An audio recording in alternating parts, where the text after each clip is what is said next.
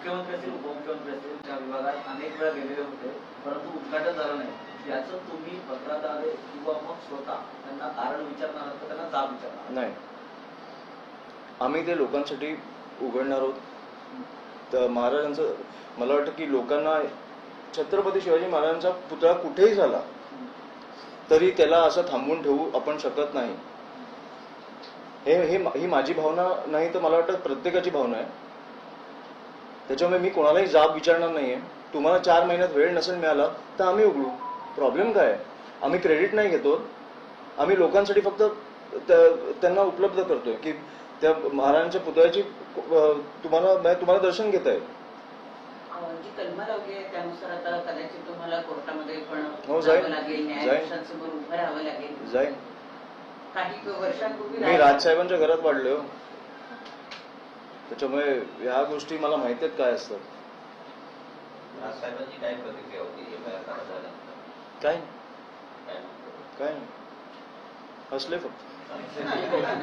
आदित्य ठाकरेंची तुम्ही भेट घेणार आहात म्हणताय. पुन्हा एकदा हा सगळा पुतळ्याचा तो सगळा परिसर झाकून ठेवलेला आहे. तुम्ही त्यांना सोबत घेऊन काही आंदोलन किंवा त्या ठिकाणचं त्या जे अनावरण घातलेलं आहे ते काढणार? नाही, ते तर काढूच नाही. मी आता भेट वेगळ्या विषयासाठी घेतोय. त्याच्यामुळे हा विषय नाहीये. मला तर जस्ट कळलं की त्यांनी माझ्यासाठी लिहिलं तर तो विषय पण आम्ही बोलू, पण ह्या विषयासाठी भेट नाही घेतली. अमितजी, एकीकडे जसं तुम्ही म्हणालात की झाकून ठेवलेला पुतळा तुम्ही अनावरण केला म्हणून तुमच्यावर गुन्हा दाखल केला. याच्या आधी देखील अशी अनेक मंदिर आणि मला वाटतं मंदिरं असतील किंवा काही असेल, मला वाटतं कबूतरखान्यावर पण हायकोर्टाचं होतं. न्यायालयीन प्रक्रिया असताना पण ते काढलं, मात्र गुन्हा दाखल केला नाही. तुम्हाला वाटतं कबुतरांपेक्षा महाराजांवर माझ्यावर केस झाली तर मला गेल्या एक थोडासा वेगळा प्रश्न. गेल्या वेळेला मुंबई महानगरपालिकेच्या निवडणुकीमध्ये शिवसेनेकडनं असेल बऱ्याच यंग लोकांना संधी देण्यात आलेली होती. मनसेमधून यावेळेला काय स्थिती आहे? नाही, आमचं काम चालू आहे. अनेक विद्यार्थी सेनेची पण मुलं मुली आहेत ज्यांची इच्छा आहे.